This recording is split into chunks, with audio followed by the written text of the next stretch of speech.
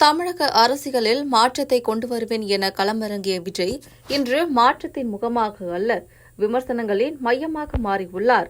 அதிமுகவுக்கு தடையா, திமுகவுக்கு பலமா என்ற கேள்வியுடன் விஜயின் அரசியல் பயணம் புதிய சர்ச்சைகளை உருவாக்கி வருகிறது.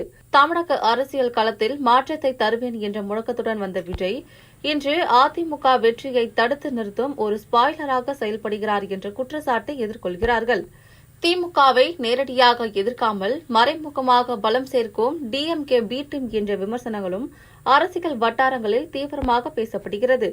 ரசிகர்களை ஏமாற்றி டிக்கெட் விற்பனை மூலம் கோடிகள் குவித்தவர் இன்று ஊழல் குறித்து பேசுவது அரசியல் நேர்மையா என்ற கேள்வி எழுந்துள்ள நிலையில், ஒரு காலத்தில் போட்டி டிஎம்கே விசஸ் டிவிகே என முழங்கிய விஜய் இன்று அதை பற்றி பேசாமல் மௌனம் காக்கும் நிலையில், அரசியல் கேம்ல அவர் இல்லை என்பதை அவரே ஒப்புக்கொண்டது போல பார்க்கப்படுகிறது.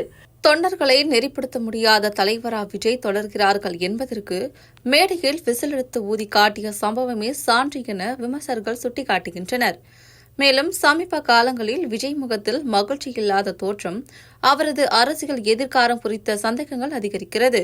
ஆதவ், ஜான், புஸ்லி போன்ற திமுக அணியினர் விரித்த அரசியல் வலையில் விஜய் சிக்கியுள்ளாரா என்ற கேள்வியும் எழுந்துள்ள நிலையில், ஊழல்வாதிகள், லாட்டரி திருடர்கள் என குற்றச்சாட்டுக்கு உள்ளானவர்களை தன்னுடன் வைத்துக் கொண்டு நேர்மையான ஆட்சி தருவேன் என்று கூறுவது எவ்வளவு நம்பகமானது என்ற கேள்வி பொதுமக்களிடையே முன்வைக்கப்படுகிறது.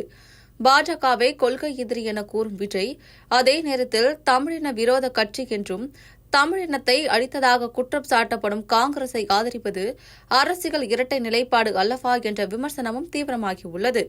அனைத்து கட்சியிலிருந்தும் விரட்டப்பட்ட நபர்களை ஒன்றிணைத்து கட்சி நடத்தி வெற்றி பெற முடியுமா?